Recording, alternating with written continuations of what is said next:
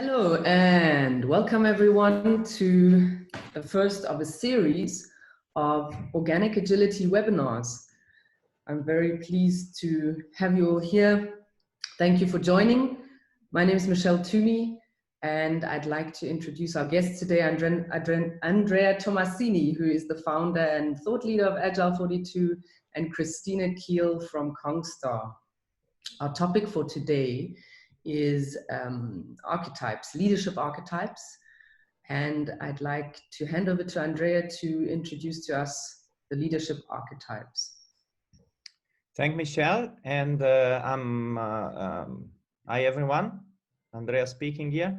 I'm going to share my screen and walk you through a little bit before we start with the archetype, maybe a bit of an overview of organic agility and what that is. Then I will hand it over to Tina so she can introduce a little bit more the context about Kongstar and what they are doing. And then we are going to go into detail on how organic leadership, and in particular the archetype and leaders' behavior, helped Kongstar improving their organization. Okay, so there we go. So you can see my screen right now. So a little bit on organic agility and what is it and why we needed to create a new framework. So organic agility is not another scaling framework, but is rather an approach, an overall approach, which allows the organization to become more resilient. And it does that by introducing agility at different level in the organization. It's fundamentally a novel approach in the terms that is based on complexity thinking rather than system thinking, like most of the agile and lean approaches. And there's fundamentally three blocks, three components. The first one is the leadership framework, which is over here. And the leadership framework, which I will introduce a little bit more in detail later on, is fundamentally based on sense-making and situational leadership. And the important thing about the whole organic agility approach is that is adopting what we call a scaffolding approach, which means you can basically replace, plug and unplug any leadership module or any framework that you like to use for culture, for example, for situational decision-making and stuff like that. So the whole important thing is that it provides an infrastructure for you to drive change and continuously evolve as an organization rather than being a model itself. So it's more working on a meta level and allows us to basically provide guidance and tools on how to grow and evolve your organization. The second block is a set of organizational design principles, which also integrate with the idea of scaffolding as well, which allow us basically to say, okay, if we want to start changing the organization, this is where you are at now. And we can build a scaffolding by using these 5 principles, which don't have to be implemented in the literal sense, but they are rather providing a safety net. So you can create a safe to fail environment from which then you can basically start experimenting and evolving your organization and see if it's moving in a better direction or not. And then last but not least, there is a set of supporting tools, which is more or less a combination of measuring tools, which in some cases are close to real time. It's important to emphasize the need of having real-time measurement and also having multiple diverse feedback loops when we work in a complex environment. And we will understand also when Tina will explain the story about how these things help Kongstar, that actually both organizational culture and the way leadership, especially leadership behaviors, evolve within that culture is following mostly patterns which are common in complex adaptive systems rather than in deterministic systems. A little bit more in detail, why is organic agility important and why we worked on it? First of all, it came out of experience. It's not the result of some analysis in closed doors, but is rather the collection of 7 years of experience in helping organization transition to a higher level of resilience through agility. And we collected out of all the project and experience we made some indicators, and after thorough analysis and sense making, we came to identify some factors which actually help organization becoming more resilient, and other factor which happen to be a little bit of a drag, or rather, if you want, an impediment. We confronted these factors not only with other agile people, but we went out and reached to complexity thinking community and also to leadership community to make sure that we got the thing right and we were seeing the same stuff as well. And after another set of if you want, analysis, we came to the conclusion that fundamentally what we are trying organization to do is to shift the metaphor from seeing organization as a mechanical entity, as a fixed entity, which primarily focuses on efficiency only, to switch toward a more organic entity, like if you want a tree or actually a network of individuals, which is more complex as a system, which focuses primarily on effectiveness by being able to adapt and change much faster than what a mechanical structure can do. In particular, when we have disruption and when we have unexpected things hitting our machine, the machine tends to be fragile because it can't adapt and change very rapidly, while on the other side, we all know that in nature especially, but also in human social system, whenever something unexpected happen, most of the time through trust connection and establishing of new relationship, people tend to have a more resilient approach, which means they can recover from failure faster, they can adapt to changes faster, and so on. So the whole idea of organic agility is stop seeing the organization just as a machine, see it as a network of individuals, and then look into details what this individual basically can do and trust them. But of course, in order to avoid complete chaos, we need to create coherence on a cultural level so that people will make decisions which are most likely moving in the same direction as opposed to going in multiple different directions. So this is in a nutshell what organic agility is about. I hand it over to Michelle. Thank you so much for the introduction to organic agility. The series of webinars that we'll be running are all related to organic agility and address different components. I just wanted to add a quick note that all the participants out there, you are free to submit any questions in the Q&A throughout. We'll now be moving on to Andrea telling us a bit more about the leadership archetypes. Or let's make Tina maybe say something about Kongstar first, and then I can produce the archetype, and then so it's more like a little bit. Otherwise, Tina sits there and says nothing the whole day. So, so Christina, tell us about a little bit about Kongstar and the situation that you are currently experiencing. Yeah, for sure. Thank you very much. Hi, everyone. Welcome. So I'm Tina from Kongstar, and I'm happy to introduce Kongstar and to give you some insights about our journey with agility. So Kongstar is a mobile operator. We were founded 2007, and we are a subsidiary of Deutsche Telekom. We only work in Germany, so we are a German mobile operator with more than 200 employees. And yeah, last year we gained more than 5 million customers. And as you can imagine, Kongstar is a really great brand. We stand for flexibility and fairness. And therefore, we were able to reach a high brand awareness, which for sure helps us to succeed in the market. But we have to face a quite difficult environment. So we want to gain our or to reach our ambitious growth targets. So for us, it's important to get most out of everything. We need to fulfill the customer needs, and as you can imagine, customer demands are not only created by the industry you work in. So each of us, we we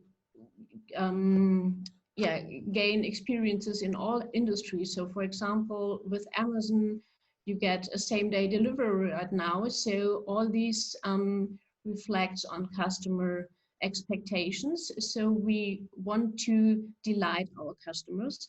And in Germany, you have more than 60 different brands. So yeah, we have a quite dynamic competition on the market. So we thought about how can we succeed as Kongster with 59 or 60 other different brands.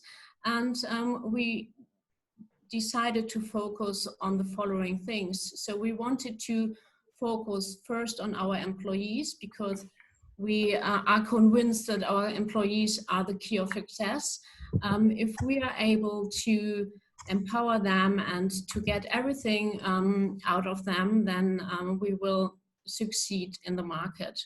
Secondly, we need to also listen to our customers. So we need to understand their needs and what they want from us, what they expect from us, and how can we create so-called wow moments for them, because then they will be happy, they will be satisfied, and for sure they will talk about us with other friends and colleagues, and that's how we are able to receive a higher market share.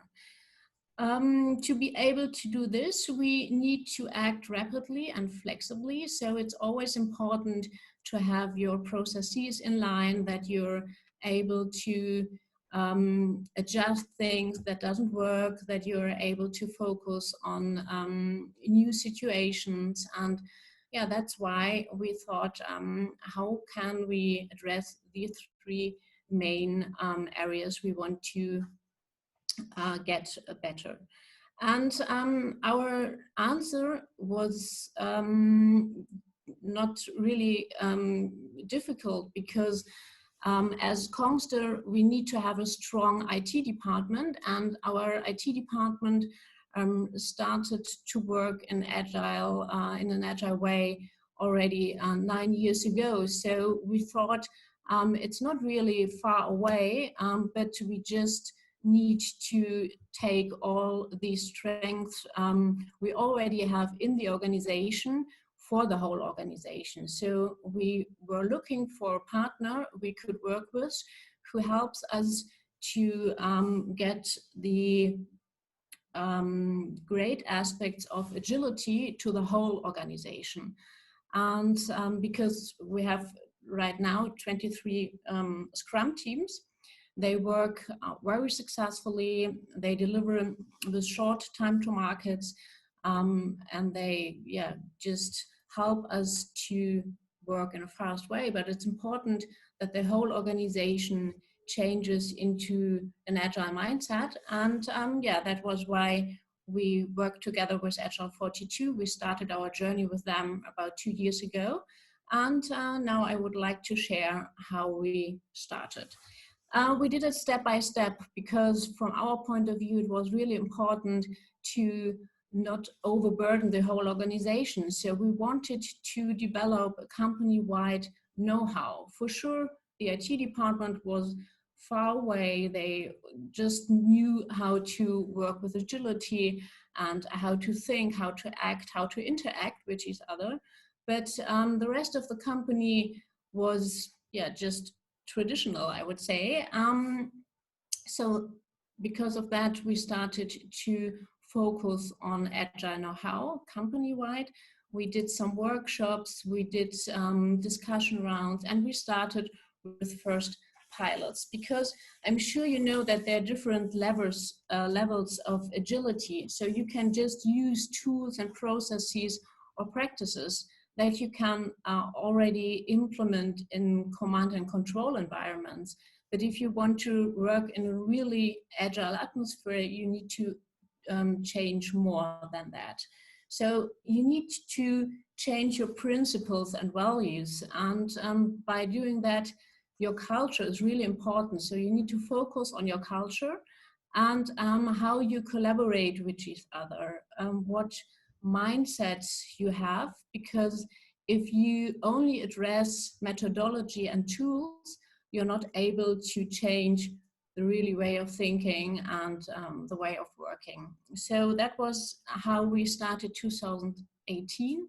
Our focus was first on the leaders, because we think it's important to start the discussion with the leaders. They also need to change. You will see this when Andrea gives some more insights about the archetypes. And last year, so 2019, we focused much more on our teams because collaboration is key of success. So how you work together in team is really important, because there you create the results, and there the effort is done. So this was how we started our journey step by step.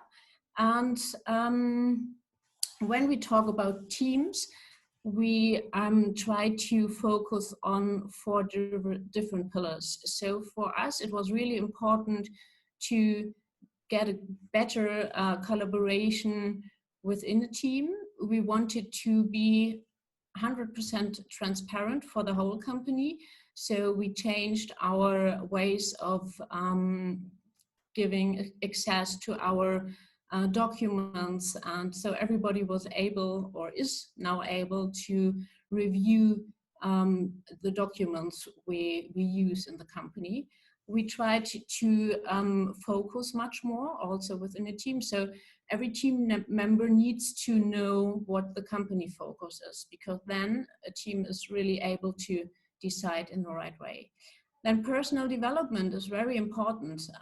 You have so many competent people in place, and it's important that the people learn from each other. So they should not only be seen as experts in their field, it's important that they listen to each other, that they discuss things together, because then you are able to expand your know-how and your perspective on different things. Then if you really want to use the expertise you have, then it's important that you focus on team decisions, because if only the leader is the one who takes decisions, then I'm sure sometimes he will succeed with his decision, but more often it's really helpful to listen to the experts, and it's not only important to listen to the experts, so they can just take the decisions and or make the decisions. So we wanted to get to a level where we have less micromanagement. And I'm sure you all know how important identification is, and if you are really with your heart, or if you live with your heart for something, then you are highly motivated, and you have a strong commitment for the company.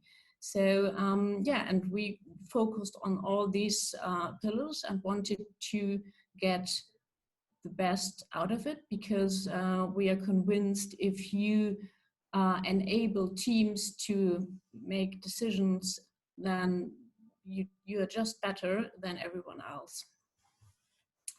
Yeah, that's from my side, Andrea. Okay, thank you.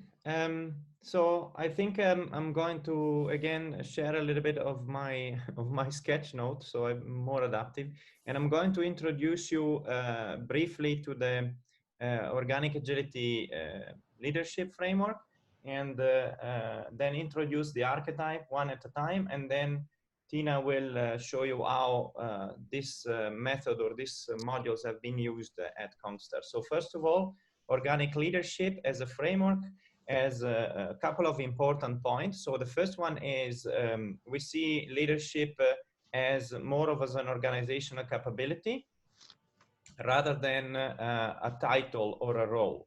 So this is kind of intuitive if you are familiar with the concept of self-organization, but fundamentally in self-organizing team, everybody should be able to lead. And of course, the level of expertise and the level of competence and also the level of responsibility within a team is different from probably the level of responsibility that group leader or even the CEO of the organization have. So the leadership is a capability that if it's fostered and nurtured within the organization, it will allow you to be more, let's say, independent from specific people, and everybody will actually learn how to lead at different level, making your organization inherently more resilient, because decision will happen at the level where they need to happen, and people will have the capabilities to lead others in solving problem and in achieving the goals.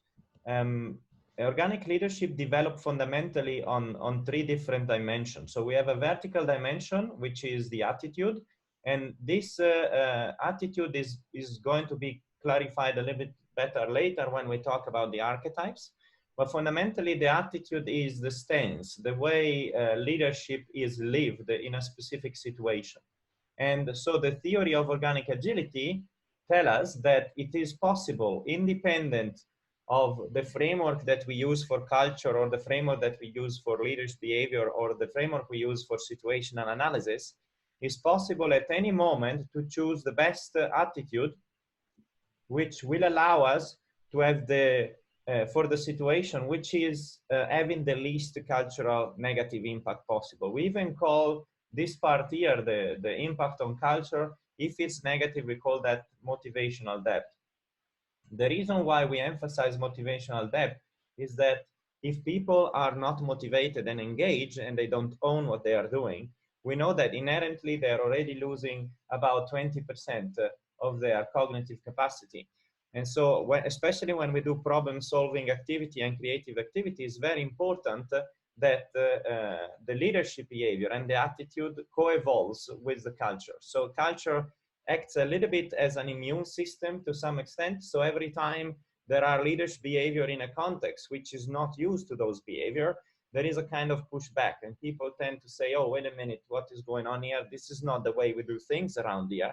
And there is immediately a kind of negative stance. So what we're trying to do with organic agility is to create awareness in the leaders, but also in the team members, of which level of culture are they in, and what are the leaders' behavior which are supporting that culture in terms of behavior and habits, and the stories of success and failure that they share with one another. And at the same time, we want them to be aware that there is no leader's behavior or style which fits all situations, but depending on the situation, we might need to adopt different leader's behavior. So the archetypes are nothing else than a method, a framework also, which can be, of course, adapted to specific organizational need. I'm going to introduce you now to the 5 high-level archetypes which we use whenever we start working with clients. These are the basics one. And because they are so high level, it's very likely that they probably suffice in most of the cases, even if in many clients we had to extend this to 6, 7, or even 8 archetypes, which over time change and tend to be recompacted one after the next.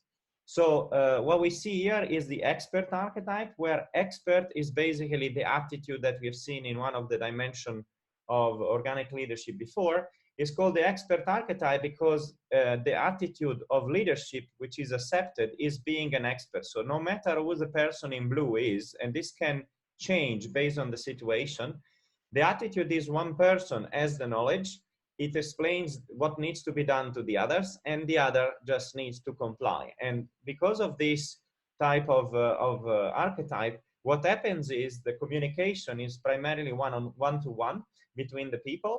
There is almost no conflict or no need for lateral communication between the group member or the cohort member. And this model is characterized fundamentally by compliance. And the leader is the one, or the one acting as an expert is the one who provides the work, who controls the work, and is also responsible for the final result. And as we can see, the archetype also highlights that there is a natural organizational form which emerges, which is the hierarchy. So this is a very basic archetype, is very common, and is also very fragile because it can't adapt to many situations, but is the archetype which is mostly used whenever there is a crisis situation, because in a crisis situation, very likely you will need directive behavior and someone having the courage to tell everybody else what to do, or even in some cases demanding behavior.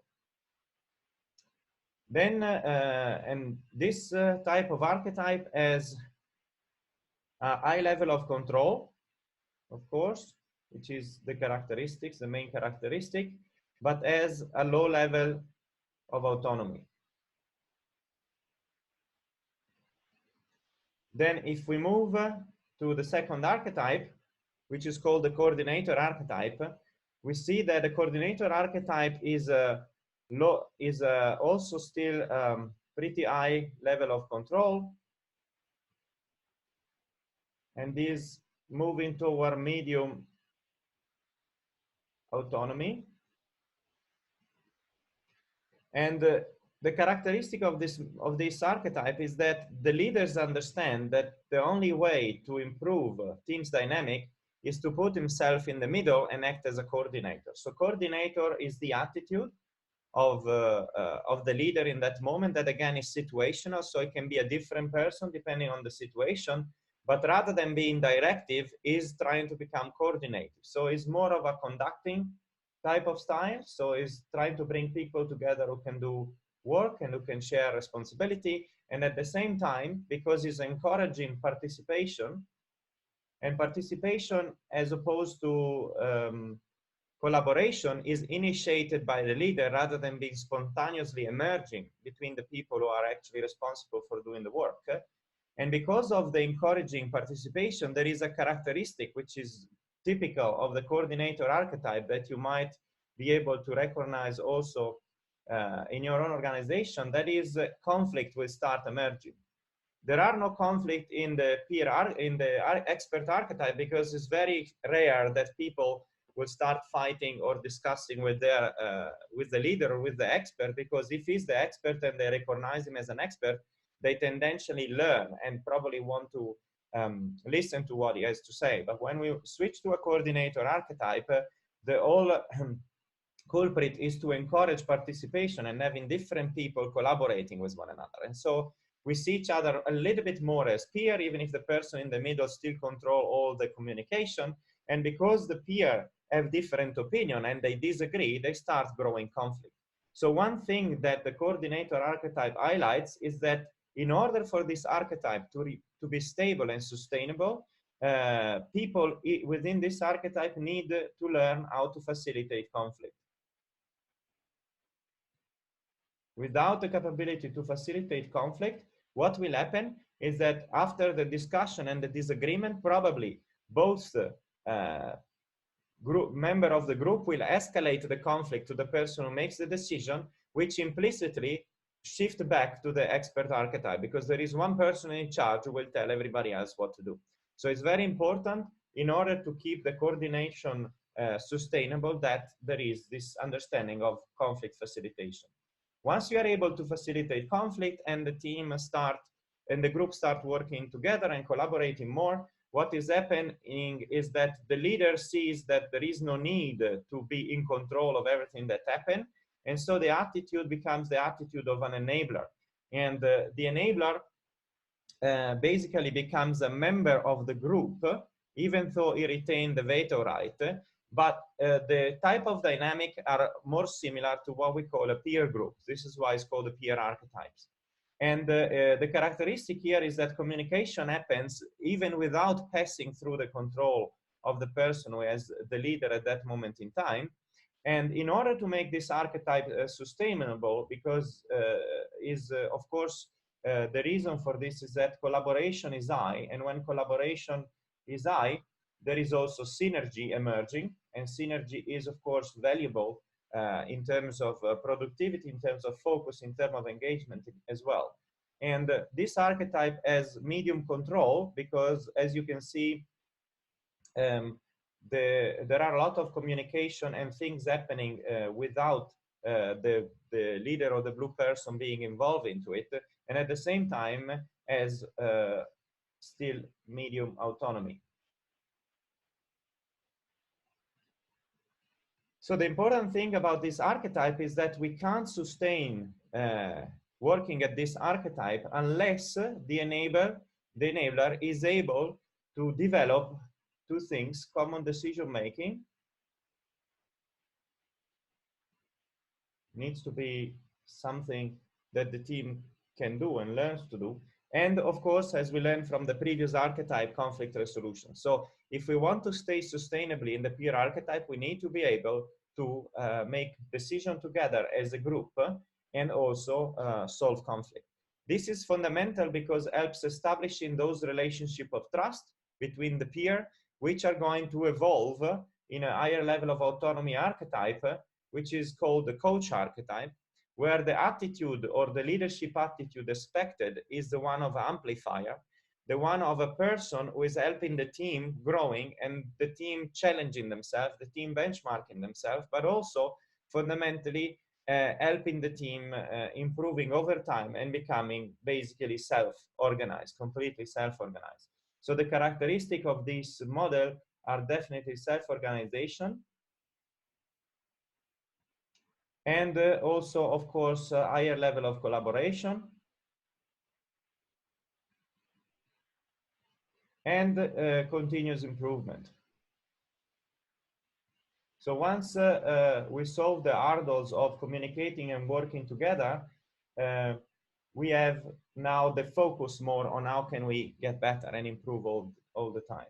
And we see here the amplifier still has a connection with the team, but is completely outside of the operational work. So the type of attitude expected in a coach archetype is a person who is not working with the team anymore, is not doing operational work, but keeps on challenging them, keeps on mirroring their behavior, keeps on suggesting how to improve, keeps on asking questions, and keeps on basically them on the toes so they don't stop learning and they don't stop evolving with one another. But other than that, all operational work is completely self-managed through the self-organization of the team. In order for this construct, for this archetype to continue to evolve and improve, the amplifier needs to establish one very important thing, which is constructive feedback. Constructive feedback, it's important because it allows people to come to terms with the fact that not everything is working 100% as expected, and also accepting from colleagues and peers that they will receive feedback highlighting areas of their behaviors or of their performance which are not satisfying for team expectation.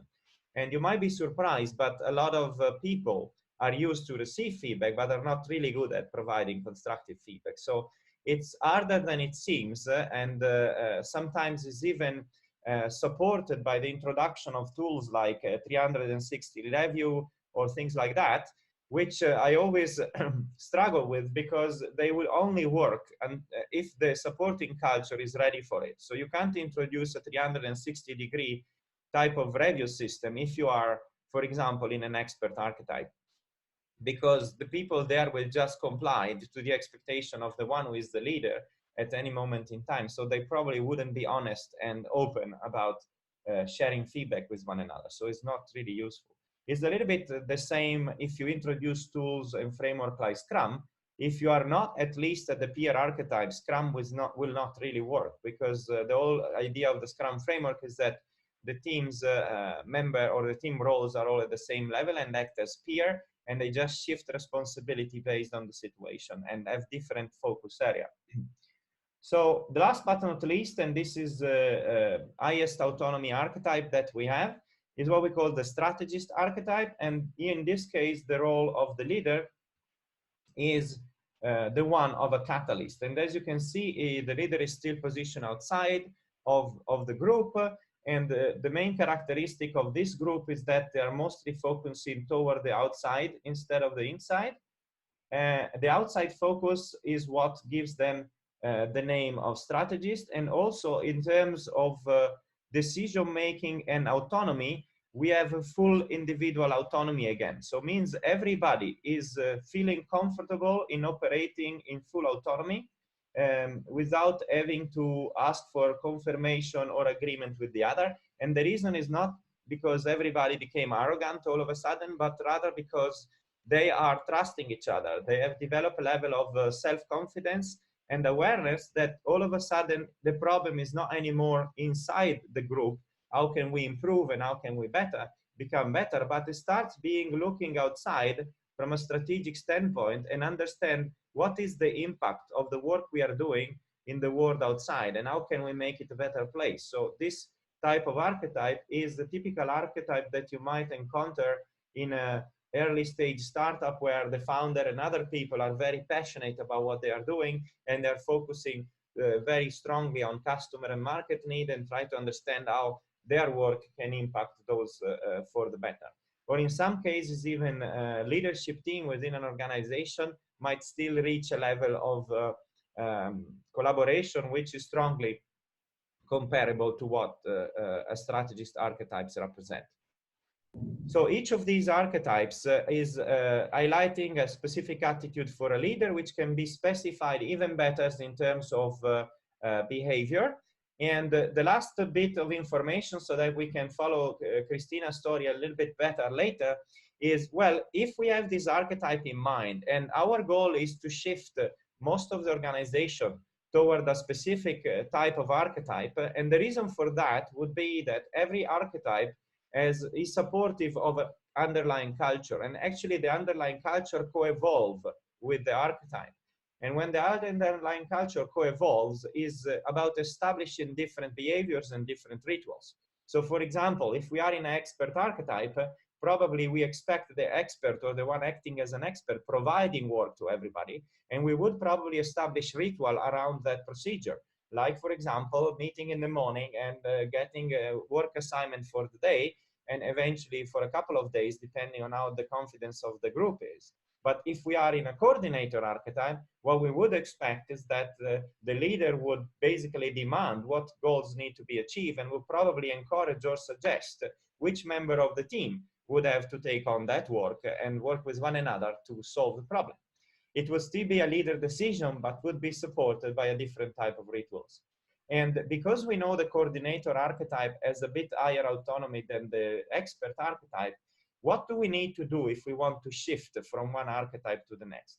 Well, if we can map independently of your leader's framework or leadership behavioral framework, if we can map a behavior to each of the archetype, the way organic agility works with the scaffolding approach is the following. So let's say in the expert archetype, we would map, for example, a directive type of behavior, and at the same time, perhaps a demanding type of behavior, which is what we already mentioned before. And for example, on the coordinator archetype, we would probably keep on the demanding type of behavior, and we might want to introduce a conducting type of behavior. So however we map existing behaviors to this archetype or the archetype you will create for your organization, the important thing is that we are able to create what is called a continuity link. Continuity link, in terms of behavioral attitude, means that we are not abandoning completely what we have accepted so far in our status quo, which is the place where we feel comfortable operating at, but we are rather trying to preserve some of those behaviors. And in order to shift and give the people the time to develop new rituals, we are doing less of the behavior of directive, which is typical of the expert archetype, and we start doing more of the conducting. And so by doing this over time, the behavior of the team or the archetype will evolve toward a coordinator archetype where certain type of behavior will be more emphasized, but also new ritual will emerge and the old ritual will be abandoned. So this is in a nutshell the theory behind the archetype. Now I give it over to Tina to allow her to tell the story on what happened at Comstar. Yeah, thank you, Andrea. So now I would like to explain a little bit more, to give more insights what we did at Comstar. So first of all, after getting the insights Andrea mentioned so far, we thought about, okay, which archetype do we have in our organization? And as you can imagine, our IT department, for example, they were at the level of peer archetype, or some of the teams already on the level of coach archetype. I would say one or two at least on the level of strategic archetype. But some other teams, or more or less the rest of the organization, were on the first two levels. So we did an assessment for the whole company. Each team did it by themselves. And yeah, then we were faced with the situation that we wanted to create a more coherent culture. And as Andrea mentioned so far, it's important to shift not too rapidly. So you should shift from one archetype to another. And we decided that we want to reach the peer archetype for the whole organization. So it was important for us to get a better understanding for every team what the peer archetype means. And after our first discussion round, we noticed that the understanding was different. So everybody thought something else about the peer archetype. And our learning was that it's important to get some more insights. And that was why we focused on these 7 components. So we discussed which aspects or which dimensions are important for a peer archetype, and where do we want to focus on. First of all, we wanted to focus on team goal settings. So at Kongster, we have company goals, and we had personal goals in the past. We still have some personal goals, but these personal goals always focus on the team goals. So the team goals are really important because this helps us to focus much more on collaboration. If everybody has the same goal in place, then it's much easier to help each other to collaborate and to have a common vision together, what you want to reach in the end. This brings us to team collaboration. So it's really important that not everybody only talks to the leader. It's important to foster team collaboration. So the leader should stay somehow a little bit outside to really empower the team and to let them define their tasks. So if they know what they want to reach, if they have the target or the goal altogether, then they can define as a team what is important to do. So they should define the task, they should pull the tasks, and not just get a push from the leader. So we focus on team collaboration as well.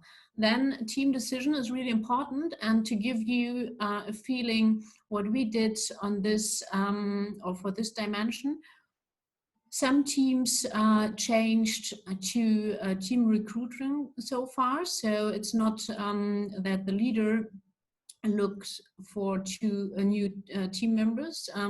Each team recruit their members, and yeah, they hire team members, they talk to them, because we are convinced that the team know which skills are important, which tasks or competencies are needed.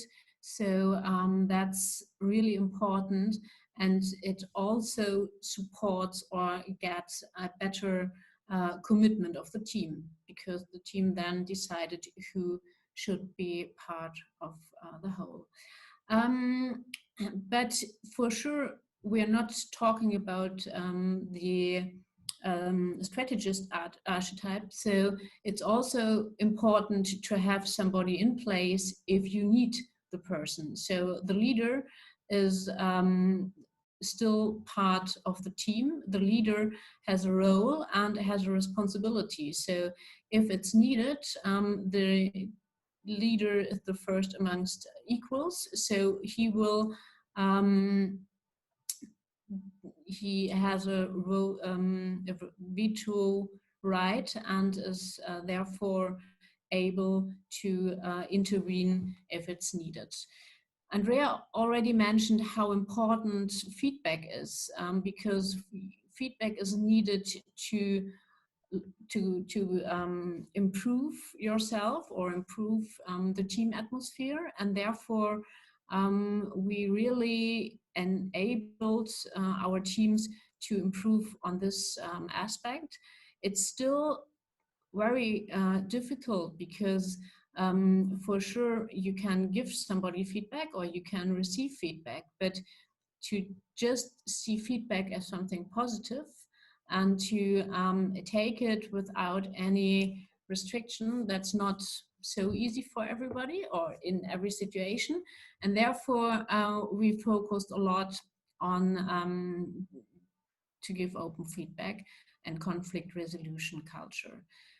As we mentioned at the beginning, real agility has a lot to do with in learning organization. And if you want to learn, then at some point you will fail and at some point you will succeed. So it's important to give a trustful environment and to give the feeling that failure is nothing bad. You should learn from that and do it better in the future, and you can adjust your things. So we want to create a safe to fail culture, and that's another point we still need to work on, because it's, yeah, we all have our old habits, so-called. So it's, yeah, not easy, but that's important if you really want to set up a learning organization. And I already mentioned mutual trust. So to have a trustful environment is key of success as well, because this enables all of the other dimensions. If you feel comfortable, if you trust each other, then you can survive in every situation, and then you are able to succeed.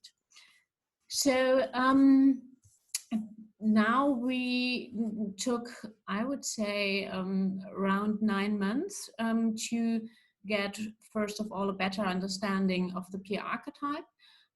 Each team defined for them different goals. They defined a focus, and they started to work in a different way. For sure, it's always difficult to change old habits, and yeah, but I would say most of us are really successful in developing into the right direction. And we did a survey last year to just gather feedback from the organization, what they think, where we are, and we really received a great feedback. So 90% of every team is already more or less there. We have still 2 areas where we need to improve. So open feedback is one area, and the conflict resolution culture is another one. And safe to fail for sure is the basis if you want to create a learning organization. So that's where we stand now. And yeah, I'll hand over to Michelle. Great, thank you. Thank you so much for giving us that overview. I think there are a couple of questions coming in, which we'll address later on if there's some time. Perhaps we could also find out both from Christina, you and Andrea, how did you practically apply the archetypes, and what were some of the challenges that you experienced? So time is always a challenge. If you have your day-to-day business and if you have your routines, it's quite difficult to find time for workshops and discussions. But we have a really high motivated organization. So when you get commitment, it's easier to start. And if they see that something changes, then they are really motivated to keep on doing. So yeah, at the beginning, for sure, it was not easy. We needed the commitment of everybody, and but now I would say everybody is really motivated, and we see that it works. And yeah, whenever something works, then you're happy to continue. Yeah, from my side, I mean, if I remember correctly, Tina, jump in if I'm wrong, but we started creating awareness on the extended leadership team already at the end of 2018. So it was toward the end of the years. And we did a first workshop introducing a little bit the idea and the concept. And as usual, there's a couple of people who immediately click and go like, yes, this is what we need. Let's go and do it. And few leaders went to their teams and did the first round of assessment. And then they came back at the next workshop and shared their perspective and the insights and the conversation they had, and it was very valuable. And so the peers started looking at, okay, then these things might actually work. So I want to do it myself as well. So over time, more people felt comfortable to actually approach and try this assessment with their team, until we came to a point where there were still some people who actually weren't confident or comfortable in doing the assessment by themselves, so they needed more help. And this is where we sat together with the one who already did it, and we did a workshop together to identify, well, if we were to describe what peer archetype looks like in Kongstar, what would be the dimension you will be looking at? And then we, through a kind of half a day of work, we came out between all of the leaders, the one with experience and the one without, on this 7 dimension that Tina doesn't just presented. So these are not coming out, you know, from the sky by miracle, but were basically the result of the first successful assessment and what was learned with the first cases, and also helped a lot by defining more clear dimension, the people who felt more uncomfortable to actually go and try. And this journey started effectively probably in February 2019, and by August 2019, results were really significantly improved already. And as Tina mentioned, the part related to constructive feedback is more typical of a coach archetype. So it's probably something which will happen down the line, but the focus on conflict resolution, as you might have heard before, is very, very typical for the coordinator and peer archetype in terms of sustainability. So that is, I think, the biggest improvement that happened over the period of time. Okay. Just one aspect I would like to add, because at the beginning I said speed is really crucial for us. So it's important that we are able to implement things in a really fast way. And that's why we think much more in end-to-end processes. And if you do so, you need to create cross-functional teams.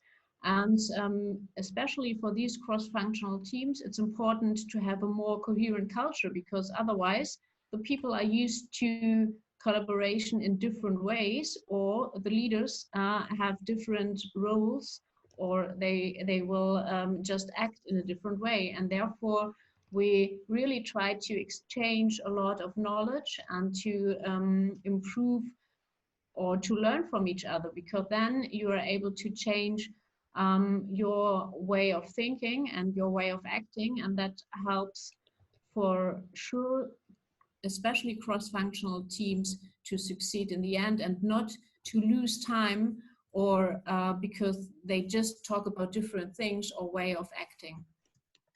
Great, thank you. The questions that are coming in, maybe we can address 1 or 2 of them in the last 7 minutes. So there's a question that's come in asking whether at the beginning of the journey, an assessment was necessary to establish the status quo and to know what direction to move in. Yeah. Well, yes. Of course, you can't, you know, without knowing where you are, it's difficult to understand where to focus on. And so, yes, at the beginning, we did 2 types of assessment. As I mentioned before, in complex domain, is always important to have multiple feedback loop, which are not coming all from the same side. Otherwise, you might be biased by the information you receive.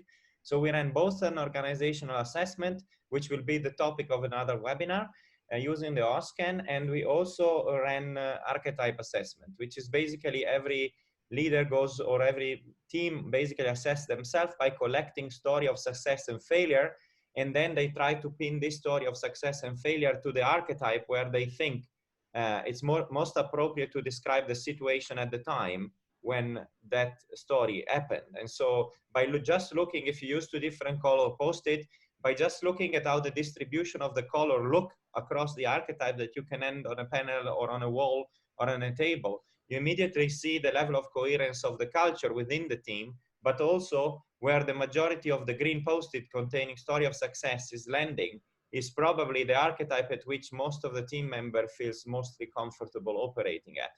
And so you need to start a conversation in the direction and asking simply people, what can we do to have more green story and less pink stories on this archetype? So what are the story of failure? What can we do to avoid that failure? Until there is more coherence on a single archetype. And when you have higher level of coherence, then you can start changing behavior and rituals and move into the next level of archetype. Okay, another question. This is what happened at Kongstar at different level, depending on the courage of the people and the level of confidence they had in doing this assessment, and was to some extent for some people quite revealing what they found out by just asking the team, what do you think about success and what do you think about failure? Okay, relating to the archetypes, a question that's come in, which is, would you rate a sociocratic organization as a strategy archetype? Well, the two things are not strictly related, because sociocracy is about collaboration, is about working together and defining boundaries, moving towards a goal. But so I would rather say sociocracy, in order for sociocracy to work, you need to shift everything again, at least at the peer archetype level. It doesn't have to be strategic necessarily, because probably some group in a sociocracy will have a strategic view, but not necessarily every group. So it depends really on the level at which you operate. It would be also unrealistic to think that every group of people can grow to a strategist level of archetype. Also because, to be honest, it's not necessary. So it would be a little bit of a waste if we would have only strategists into a company, and even to do business in late majority or repetitive business. So that wouldn't really add any value. Okay. Another question, Tina, to you, and also Andrea. Could you say more about the ability to handle conflicts? So maybe something around how you would improve the aspect of moving through conflict and the team using that to build trust. Well, I can share something, maybe Tina can share some kind of experience directly, but fundamentally solving conflict starts from conversation. So it is worth basically 3 days of training to go through conflict resolution. So in a nutshell, it's about understanding what the reason for disagreement is, and try to work out those reasons for disagreement before the disagreement escalate to stopping communicating and stopping collaborating. And this evolves through a scale, which is kind of well known as 7 levels of conflict escalation. And the way you facilitate it is basically by using techniques which, in a nutshell, allow a person to put themselves in the feet of the other, in the shoes of the other, and see things from a different perspective to try to reach a compromise. And sometimes you need to go on one direction, sometimes in the other direction. But the worst things to do when there are conflict, and this is unfortunately what intuitively many people do, is to address the two parts of the conflict with a one-on-one conversation, and eventually even one-on-one coaching. And there's two problems with that. The person who is getting addressed, it feels that she's guilty and she's the problem. But also the rest of the team feels like you get more attention if you make problems. And so there's a tension growing between creating conflict and trying to solve them, because for some people is a way to get attention and become important. And for other people, not going to conflict becomes a way to stay safe, because you don't want to be addressed as the one making problem.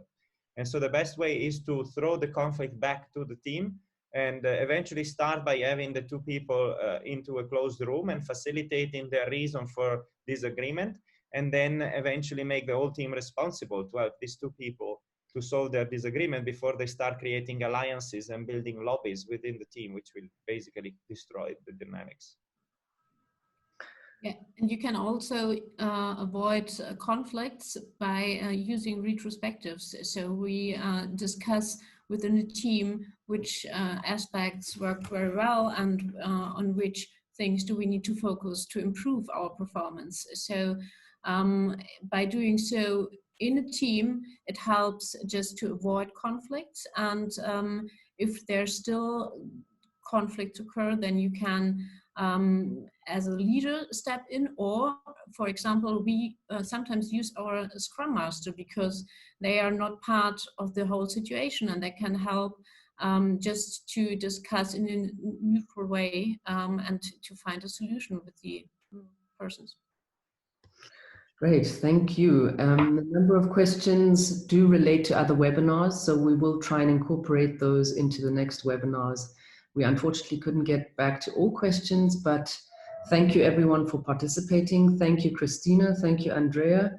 And just to let you know, this recording will be available on our YouTube channel and also on our website.